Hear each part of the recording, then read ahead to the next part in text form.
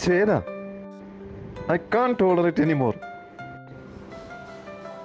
അഗി, ഞാനൊന്നും അറിഞ്ഞുകൊണ്ടല്ല. Believe me. പ്രണയിനിക്ക് വേണ്ടി സ്മാരകങ്ങൾ പണിയുന്ന ചക്രവർത്തിമാരുണ്ട്.